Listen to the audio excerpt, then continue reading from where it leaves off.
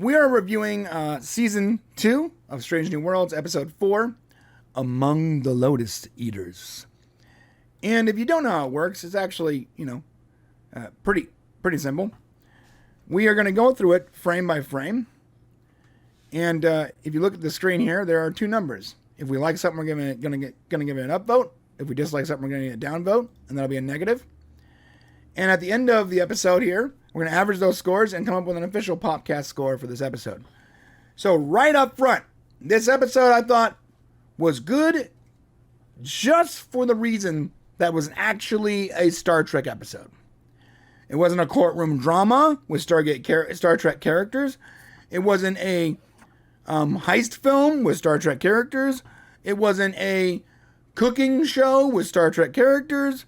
It was a legitimate Star Trek episode with Star Trek characters. The reason why this episode is immediately above the other episodes for me is it was really an actual Star Trek episode where the ship goes to a planet to resolve a problem and ends up in an adventure, whatever. And Pike is actually in it. And Pike's in it. You know the main character of your show that have just been missing for 3 episodes? Yes, Pike's in it. I know you would say, well, he's not the main character. It's an ensemble cast. Well, you built the entire show pretty much around his character, so. Yeah. I don't know why we're not getting more of his character. Like, honestly, I don't mind Nurse Chapel. I think she's super hot. But, yeah. I don't need it. I don't need Nurse Chapel episodes. I like Uhura's character. I like the character of Uhura. I like the person that plays her. I like the actress. I've met her. But I don't need an Uhura-focused episode. All I care about, from my perspective, is the 3 main characters are Pike, Una, and Spock. Everyone after that is a supporting member of the show. If you try to give everyone a voice and give everyone spotlight, you end up with a mess. And the reason why this episode works while other episodes didn't was because you couldn't give more than 3 people the spotlight. That's it. The situation they were put into, it felt like classic Trek because it had to be, because there were only 3 people on the mission.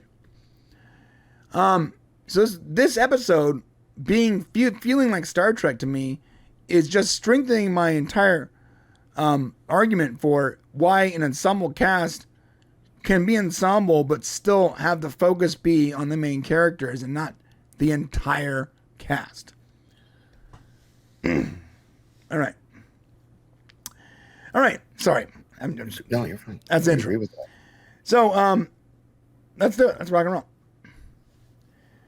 Opening up classic Star Trek. It sort of recaps the stuff that happened before. And I'm just going to skip past the recap. All right. First downvote here. We're literally opening with Pike cooking. So I'm going to have to agree. I'm going to have to give that a down for me as well because, we haven't seen Pike, all season basically. And now we get him and it's more of the cooking thing. Yeah, so. It's just immediately cooking. He's there with the love interest, the other captain. Yeah, I guess they made up pretty quick after the because time doesn't exist in this universe, my friend.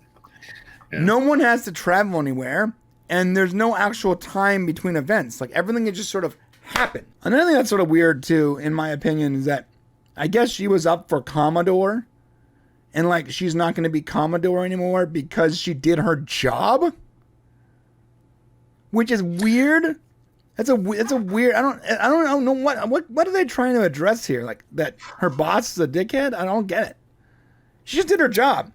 She wasn't overly biased either way. She did her job, and now she's getting sort of punished for it.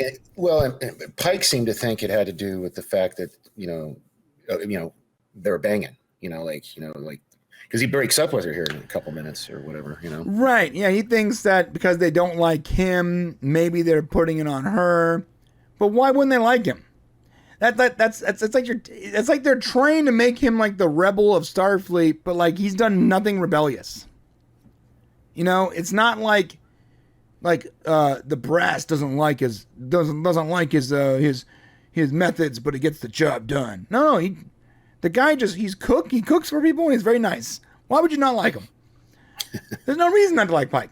The only purpose this scene served, in my opinion, was the medallion that she gives him. You know, right? Christopher for $10 says, "Please give me 3 downvotes for the she did her job nonsense, punishing her for Pike. Petty and vindictive, not Starfleet. Your wish is my command, Christopher." Down. I'm starting to think that the apron is just part of his uniform. Like, it's crazy. So yeah, they break. We're just going to skip past all this. She gives the medallion, and there's a lot of stuff that doesn't actually affect the story, and they move on. Blah, blah, blah. So the plan they're going to is actually directly... They just broke up. Right, they broke up.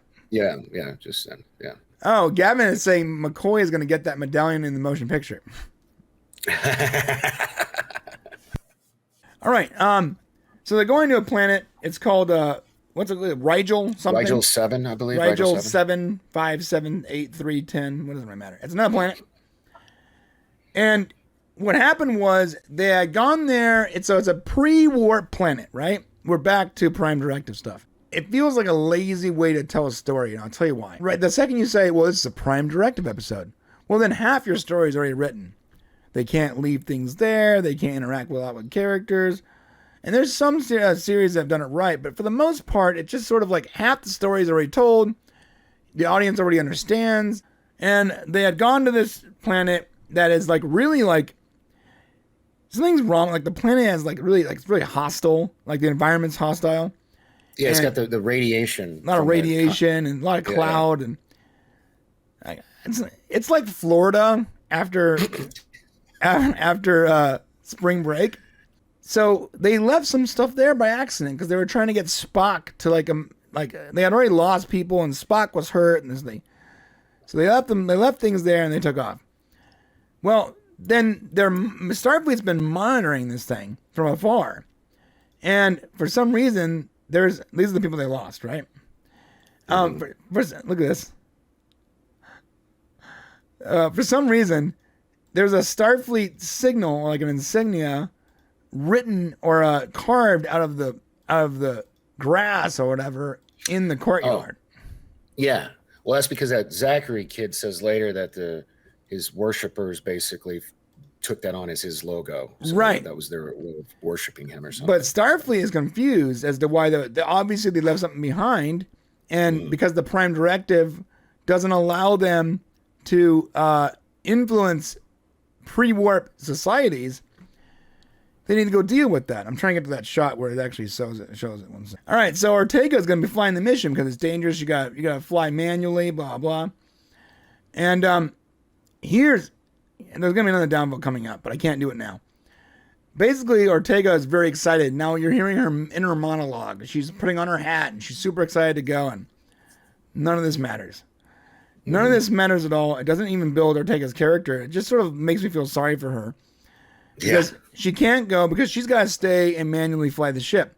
Now, that wouldn't be a problem, except that for at some point when she leaves the controls of the ship, Una's like, it's fine, Ortega. I can fly the ship. And you're like, then why couldn't she go on the away mission? I don't get it. So this is supposed to, show that Ortega is a good pilot and she's more important than be on the ship. But the second she had to leave the controls, Una was like, I was a pilot too, Lieutenant.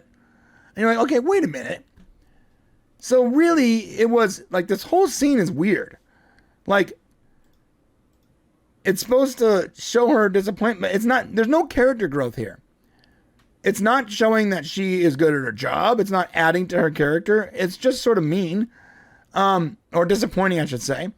And then additionally, I feel like it's a device to make sure there's only 3 people on the planet. You know? Mm-hmm. It was, I didn't like this. It felt like completely unnecessary. And if it had added something to her character at the end where it shows her like saving the ship or whatever, but then the moment she has to step away, Una steps in and does her job. I don't know. The planet looks great. The very first upvote is the planet. Yeah, no, it looks good, but I mean, not enough for me to give it an up or down.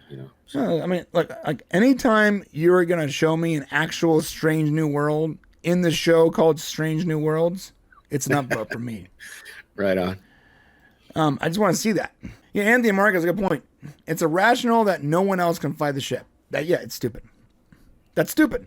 Now she instantly, so they can't use like phasers and like weapons, so they have all these tools and things that they're trying to make sure they don't do the same thing they did last time. Immediately, La'an's head starts to hurt, which, by the way, listen, if I was Mbenga and I had just landed on a planet and my head started to hurt, I would immediately, I'm sorry, if I was La'an, I would immediately be like, hey, Doc, something's environmental here. I instantly have a headache the second we landed. Like, yeah, and I thought it was weird. Like, why did she get affected first? I mean, she's smaller. Yeah, but she's an augment. So I mean, like, I don't know. Well, so on that note, like, you're saying, why was she affected first? I'm assuming because she weighs less than they do. Okay. Because, like, I mean, I guess I don't know if that's how radiation works, but I know how medicine works. Like, the more you weigh, the less effective medicine is, right? Mm-hmm. And alcohol. So that might be a factor. Her augment status to me doesn't matter because she is so far removed from Khan genetically that sharing her sharing a last name with Khan is about as likely as my last name being shared with that famous general. I'm not going to dox my last name. She's so far connected. She's at least 5 generations from Khan, right? So how much Khan is in her? You know? Let's say you go Khan and Khan's concubine. So she's half Khan. Khan's concubine has offspring. That is quarter, 8th, 16th, 30. So what is she, like a 64th Khan? Right. So if she's a 64th Khan, how much augment abilities does she have? Okay, it was. Chad is saying this was a planet from the cage. That's what I thought it sounded familiar. Okay. Yeah. All right. So, anyways, so I don't think her augment status would affect anything. If there is an episode where her augment physiology actually has a play on something, I'll be annoyed. I'll tell you why. Because there was an entire episode dedicated to Una and her special enhanced physiology not being allowed in Starfleet. So if she actually does have enhanced anything, then she shouldn't be there. You can't have your cake and eat it too. That's writing. That's not a Star Trek thing. That's a writing thing. If these characters both serve in the same organization and the organization just made an entire 3-episode arc about how that's a problem, then you can't then have that character show abilities and be enhanced and not address it. That's it. So she instantly starts to feel bad. I'm gonna give it another downvote because I feel like she should have said something, and then she acted surprised that she lost like several hours of time. I have to agree. She should have said something by now. So I agree. The down for me as well. Yeah, it's not like she's not down there with Uhura or Ortega's. She's down there with the doctor of the ship. The guys haven't noticed anything yet, right? As of this point, I don't think they've noticed it. Yeah, so we have not been told that they're noticing it, but I think they are. Everyone's being sort of affected. Something's a little off. Well, when they get there, guess who has like real weapons and phasers? Like, look at that face right there. That's him having a problem. See? So they have phasers. They have like actual Federation technology. So they capture him. They take him in there, and the king of the planet is a guy who served as an ensign or a yeoman or whatever on the Enterprise, and he's very bitter that they left him. They left him there to die, and that's it. That's the entire premise. They're gonna kick him out. They're not gonna kill him. They're gonna let the planet deal with them. And apparently, everything outside the palace is affected memory-wise. They lose their memories every day, and everyone inside. Yeah, he said the palace is made out of something that shields them from the effects of the radiation. Well, we don't actually know that yet. Right, we don't know that yet, but yeah. Yeah, but everything inside the palace, everyone keeps the memory. So basically, I think at one point they think that they're using a device or something, which is like, and you're right, that symbol, his his the Starfleet symbol. They put that in the grass because he's like their king or their god or whatever. Cool. Not a very Starfleet like guy. He was real dick. Actually, I want to give that guy a down. Here we are. Now we're in the cage. So Pike is not fully losing his memories yet, but it looks like Mbenga is having trouble. He goes to wake up La'an, and she punches him in the face immediately. She's forgetting everything. Mm-hmm. It's not good. So it's affecting Pike a lot, to a lesser degree than the other two. This is my upvote. Pike is the guy in charge here. He's the guy who's more capable. He's clearly the main character. This is good for the show. This is what we need. It's not like Pike lost his memories and La'an's like, let me help you, Cap. No, he's the guy in charge right now. It's not like that episode of Next Gen where everybody lost their memories and Worf thought he was supposed to be in charge. But it's still centric around the character of Pike, and that's what we've been asking for, right? Now the ship is also experiencing some trouble. I actually like this scene because we see that it's affecting the crew on the ship through Uhura, who has apparently she was told to do something hours ago and lost time. And so when Una talks to her, she's like, "Oh, I'll do that right now." She's like, "I asked you to do that hours ago." And she's like, "Did I do it?" She's like, "I think you need to go to sickbay." So I like how they slowly start showing that it is affecting people on the ship. And at first you think maybe it's just Uhura because maybe it's got something to do with her being the communications officer or something like that. Right. And we find out shortly when she gets to sickbay, like more reports are coming in and it's starting to affect everybody on the ship. So the radiation is more than just on the planet. And that's interesting. Like, at what point can you just not live there? If your entire society society is going to have to live inside of like the one palace that has enough ore to protect them. Well, I think they said later in the episode that it was some kind of asteroid or something that crashed. So the planet wasn't always like this. Right. Something happened. Yeah. Right. So then that's like the broken rocks that they're trying to fly through, and the asteroids, not space debris. It's very cool the way they put it. Like I said, this is a Star Trek episode. And I like the explanations of things. I like the way they explain like the premise. It just wasn't very entertaining, if I'm being honest. The problem they're having is on the ship. And it's affecting the ship too, which means that it's something to do with the asteroid belt. More Nurse Chapel. But here's I love me some Nurse Chapel, but before we get to that, this goes back to kind of part of your rant earlier. Only Ortegas can fly the ship. So why is she the one that takes Uhura to sickbay?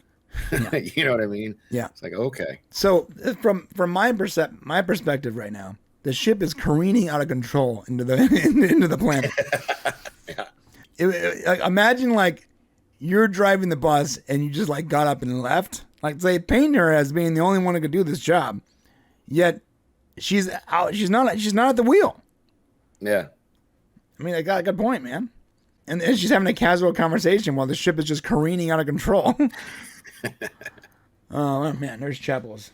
So we get there, and there's this kind man who instantly comes into this position of like trying to. He's like the exposition dump. He's the guy. He's going to explain to them and the audience what's going on right now. Mm-hmm. And they've developed like this almost religion about forgetting their memories, where they write down their memories every day, the more important stuff on their bodies and on the totem or whatever. Yeah. And they don't forget everything. Like they don't forget how to speak, how to walk, how to use tools, but they forget all the personal stuff. Or maybe their short-term memory or something. I'm not sure exactly what. Yeah. Chapel, I don't know if it was this previous scene or the next scene she's in. She explains it with the brain scan, where it was affecting 3 specific parts of their brain. Right. That's cool. Very sciencey. So I did like that. Yeah. I found it interesting that this character was really necessary to the story. Like, you had to have a character that would push this along. If Pike had to figure out this on his own, this would be a 3-hour movie. Yeah. So I understood that. I understood the concept of, like, the exposition dump. Totally did. But, it's just necessary. That's it. I don't like it or hate it. It just sort of is. Also, like, they can clearly remember this. Like, this society can fashion metal. Like, they can work with heavy ores. That is almost a CNC cutout of the Starfleet symbol. Yeah. In that iron or whatever. It's very well. That's an artist, whoever can do that with no machinery. So I do within this scene, I do want to give this an up. I like how when Pike is talking to this guy and he's like, these hands have never seen work. This isn't what I do. Like he feels like something's like they're out of place, you know, but he doesn't know what it is. I really liked how little things like that, like, well, this guy's showing him the tattoos, this is how we remember stuff.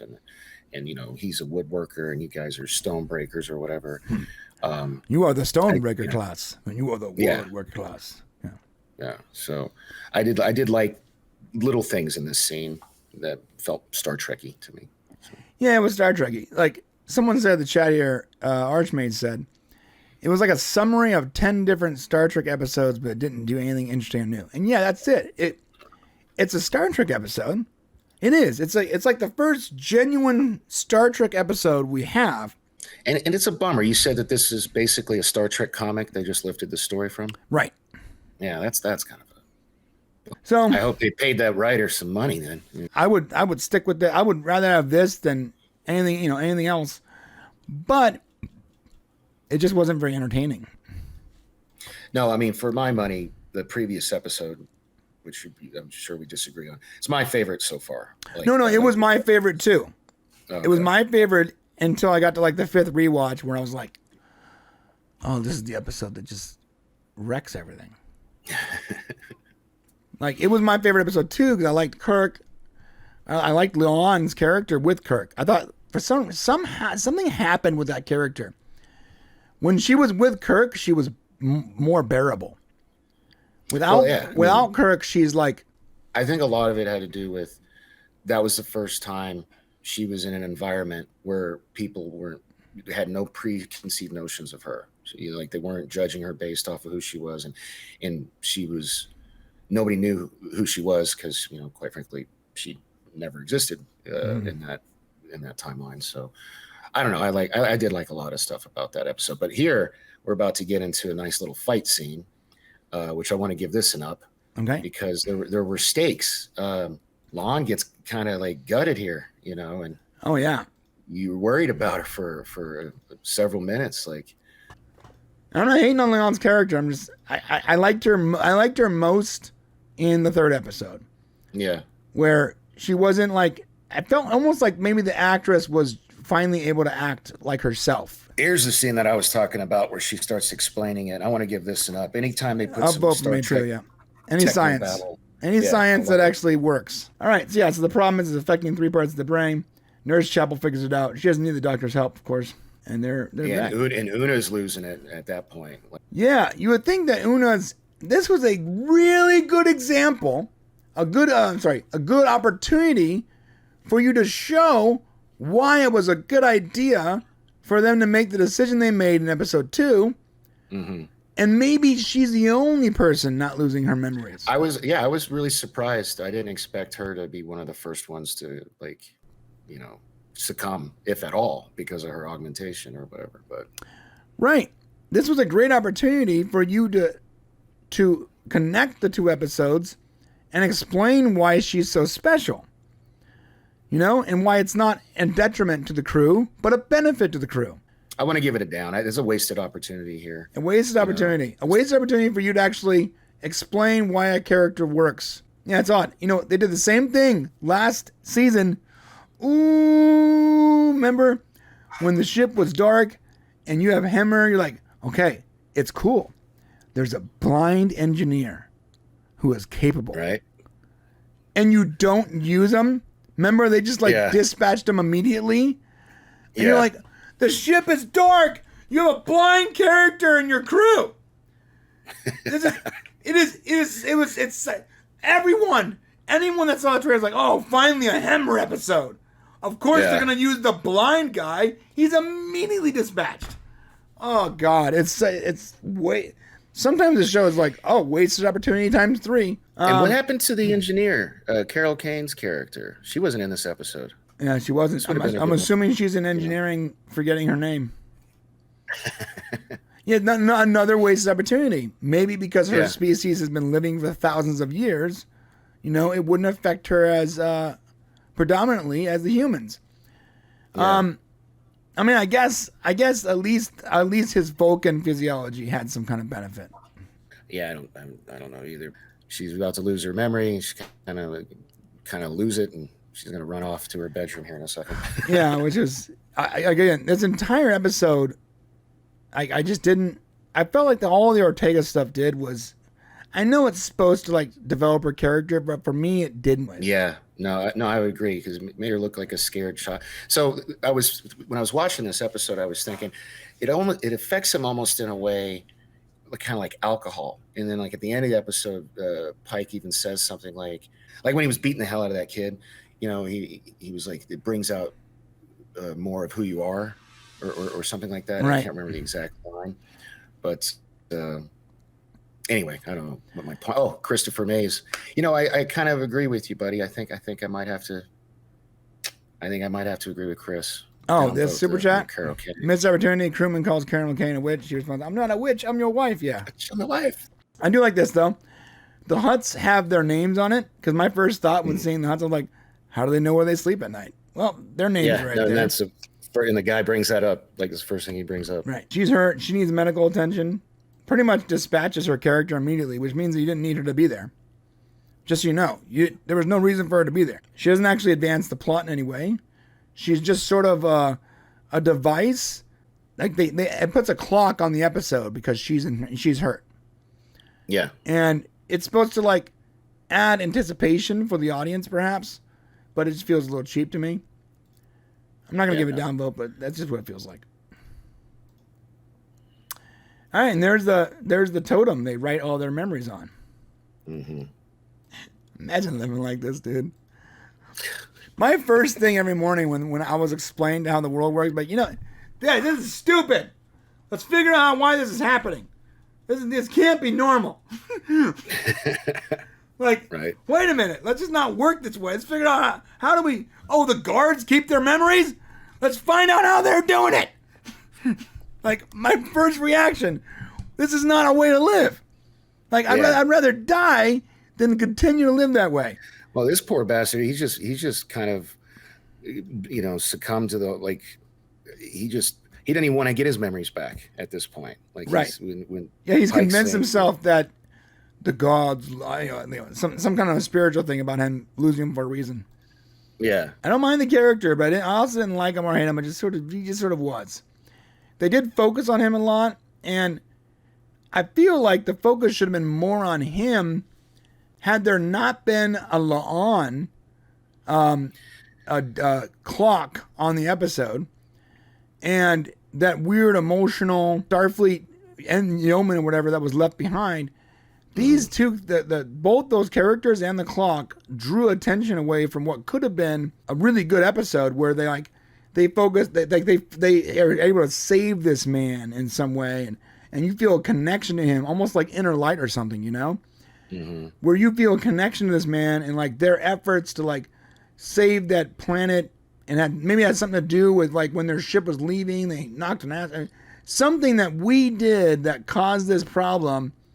And now we're there, and they're worshiping an idol of Starfleet because we left the crate down there or something, and they've lost all their memories. And we could have gotten to know this character better, and then they solved the problem with science. But because we're in a modern era, everything has to have fighting and gunfights, and there needs to be a very clear like bad guy, and it couldn't just be a bad situation where they had to solve the problem.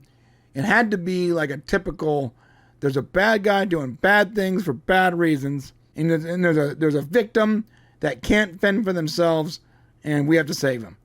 That's pretty much like classic, mustache twirling, railroad tying villain stuff. And I don't mind a classic, easy to understand villain, But there's again another wasted opportunity. Like this could have been an Inner Light kind of situation. Think about this: when you watch Inner Light, which is one of the greatest Star Trek episodes of all time, right, hands down. Who was the bad guy in that episode? There really wasn't one. Just there wasn't the sun. The sun. It was. Time, right? Yeah. Time, entropy, everything is eventually going to die. Look, guys, I love that you guys watch our show. It's awesome. It is. But 100 years from now, no one's going to watch this show. No one's going to know our name. No one's going to know your name. 200 years from that, people are going to forget what YouTube was at some point. Enough time passes, everything is forgotten after enough time. Everything. Yeah. So when that society was like, look, we want a record of us. We don't want to be lost to time. That was like, dude, I'm just thinking about it now is making me emotional. It's so powerful. Such a powerful statement. And to then use that story that is so powerful and so heartbreaking as a way to develop one of the greatest characters in Star Trek canon. Picard was able to live an entire life and remembers every minute of another life. That is what an incredible gift to bestow onto a character. This is why this man is so full of wisdom. He has lived 2 lifetimes. 2 different lives. That's why it was so good. It develops the character, it adds to the character, and it tells this amazing story that we had not heard before. And there was no bad guy. There was no good guy. There were just people. And it's okay to have that. And this is a wasted opportunity. Ready? This could have been one of those episodes that people were going to be talking about in 25 years on the new YouTube called Kickface. You know? Yeah. And some 26-year-old guy with purple spiked hair is like, yo, kits and catties, remember that crazy episode of Stranger Things? No, but instead, this will be also forgotten in time.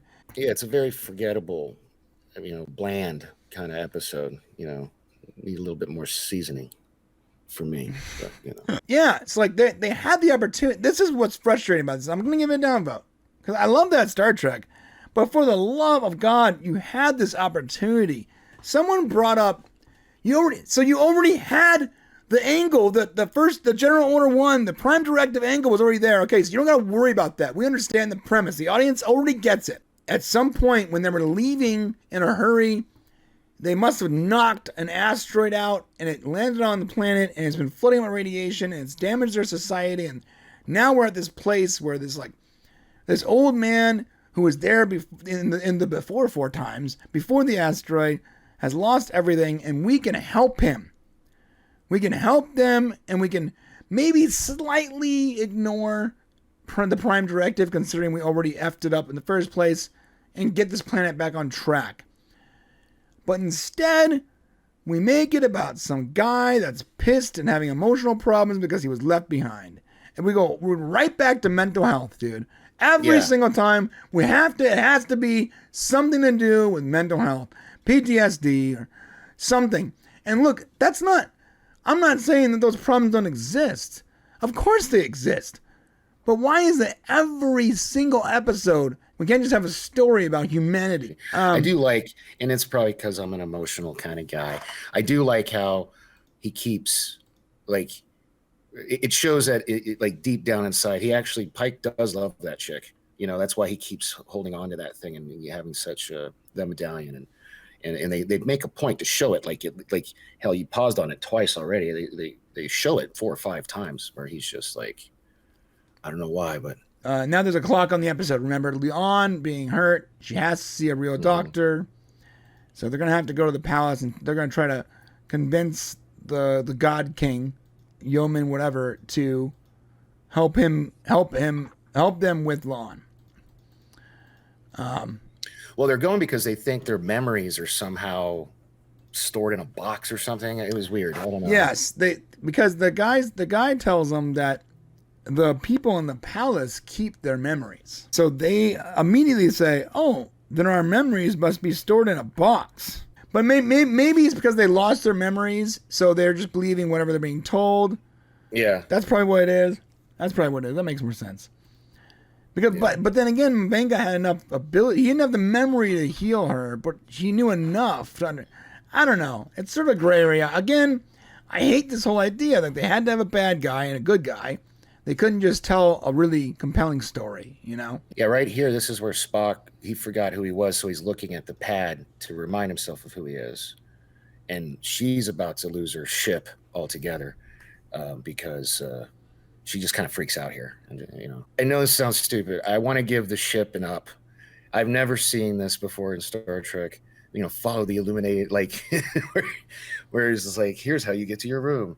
Follow the illuminated panels or whatever. I mean, has that ever? I don't think I've never seen that, but it makes complete sense.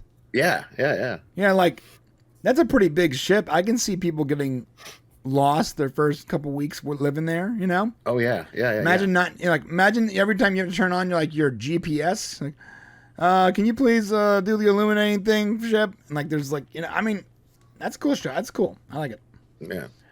I'm actually going to upload that because that sort of adds to the lore of the ship. Yeah, this frightened, scared is not a good look on Ortegas at all. No, it's not. No, it's not.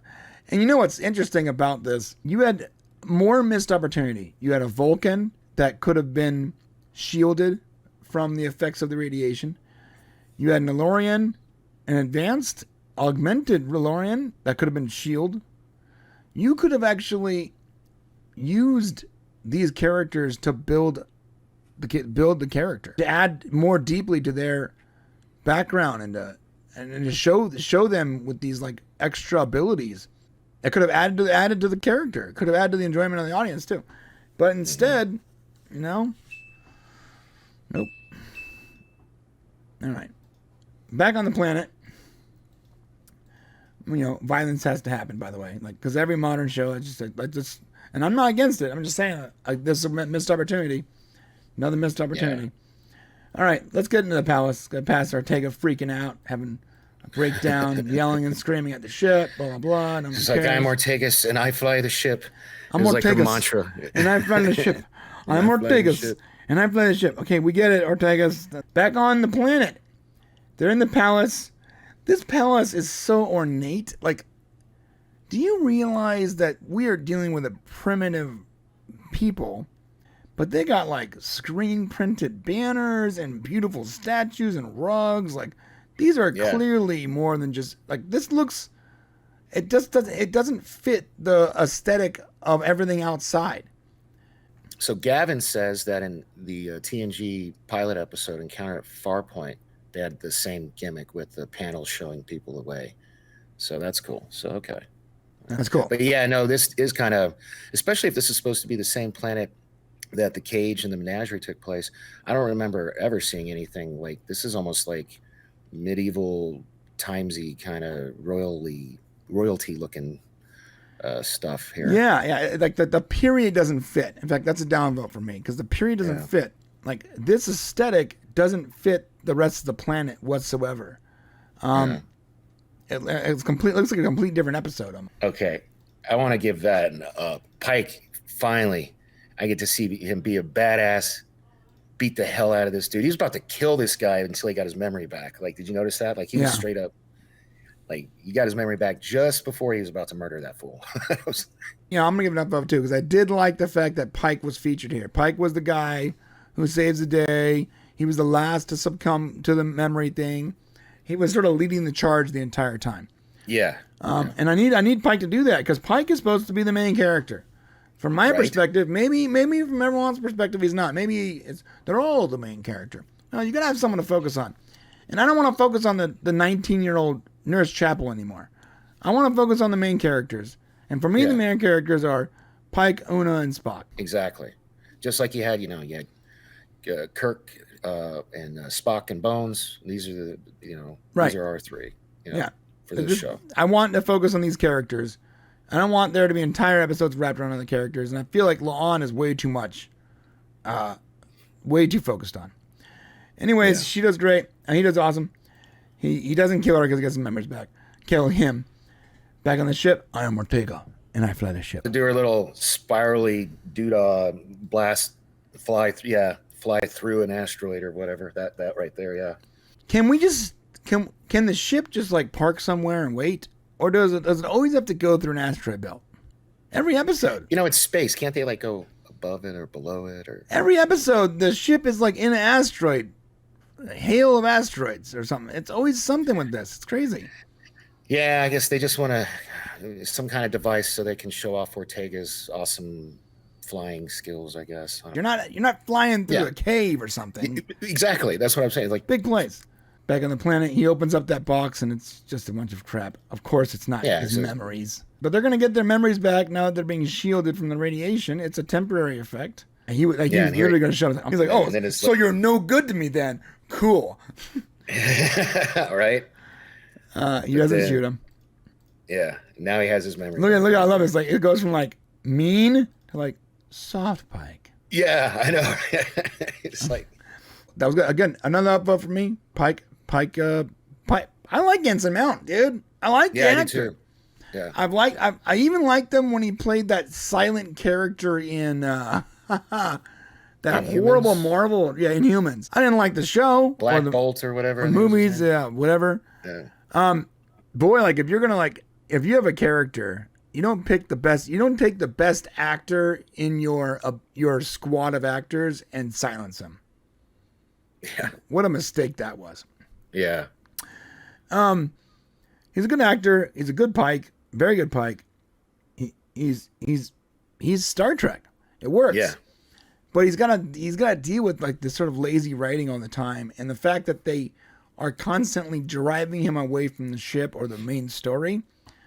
It is, and there's only 10 episodes. And he wasn't in 3 of them so far. You know what I mean? There's an episode coming up where this is a common problem. Like Pike is not in the show enough.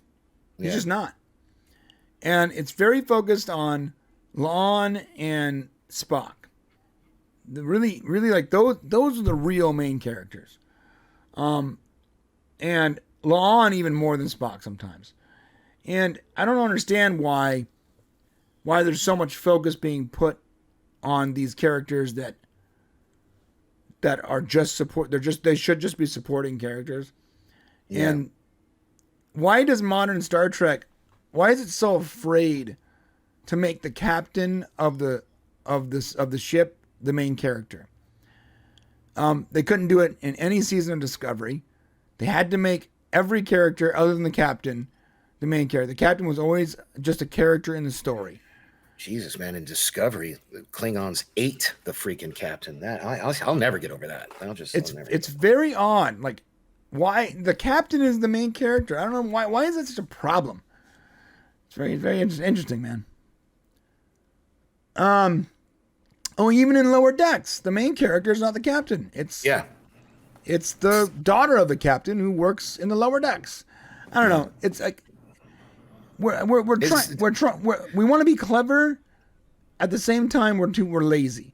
So like the writers want to be clever and do something different, but at the same time they're also very lazy in the way they approach like storytelling, and it's very obvious to people. Oh, so Christopher's saying the reason Pike's been in it so little this season is, I guess, Anson Mount just had a kid during this. Like, the first episode, he couldn't shoot the first episode. But here's the deal, guys. You don't have to shoot the episodes in a linear way, okay? Like, that's a common misconception about movies and TV. When you're shooting things, you don't have to shoot things linearly. You can make episode 10, then make episode 4, then 7. Shoot, you can do scenes from episodes that aren't even involved with each other. In fact, that's the most efficient way. If you got shots in Toronto, then do all the shots for all the episodes coming up. You don't do one episode at a time in a linear way. Yeah. If they're doing that, then they haven't been doing this very long, because that's not the way efficient studios run. Which means that if he couldn't be around for the first episode, then shoot other people's scenes. Even if the guy wasn't around for the first few months of shooting, you could have gotten all the other shots out of the way and shot Pike's shots last. It's a very new Trek thing, though. This whole like not focusing on captains, like all of the new Trek is like that. It seems like. Yeah, and I don't like it. I don't like it. I don't either. Yeah. Yeah. And then we get the little payoff here. I guess they get back together. She smooches him. Pike has the most bomb quarters ever. Right. This guy has like there's a fireplace. You see this? You can't see it. There's a fireplace, dude. And he also has that big video wall that makes it look like, he's home. It looked like he was outside. Look at this. He's got an open fireplace, a huge open floor plan with a kitchen, a full kitchen. Well, he's the captain. Although Kirk's quarters never were that nice. No, like this on like a proper spacefaring ship, like this would be so excessive. That's it. And Anthony Mark, I agree. Captain Battelle is a very attractive woman, and Anson Mount is, a handsome man. So they do make an attractive couple. Yeah, literally every single person on this show is attractive. Yeah. Even the older woman, even Carol Kane, I'm like... Carol Kane, yeah. That uniform is hugging you tightly, girl. Yeah. Like, it's in the right places. No, everyone in Strange New World is hot, dude. They're all hot. Christopher Mays says he wants to see their babies. Yeah, look at those eyes. Oh, yeah. They you know what? Their babies they'd be so attractive, they would come out with Abercrombie and Fitch modeling contracts. All right. And that's the episode. That's it. Yeah. Now they're back together. They broke up at the beginning of the episode. They're back together at the... All right, now I'm going to give this episode a overall 2 upvotes. Now, I didn't like or hate this episode, but I'm going to classify it as proper Star Trek. So because I liked it enough, and it was a real Star Trek episode of TV, it was a real science fiction story, it got the 2 upvotes from me. Okay. I'm not going to adjust my vote any. This is actually, out of the first 4 episodes of this season, this was my least favorite episode, even though I do agree with you, it's the most Star Trek of them. But I think an argument could be made. Again, I'm biased. I really love City on the Edge of Forever. I've got the actual original script that Harlan Ellison did, and then I've got a comic book adaptation of that. And I've always loved that. And that last week's episode really reminded me of that a lot. So I think an argument could be made that it really was a Star Trek episode as well, just pacing issues and things like that, like we talked about, I talked about on my other show last week, would have made it better. But like if I were to give this a score, we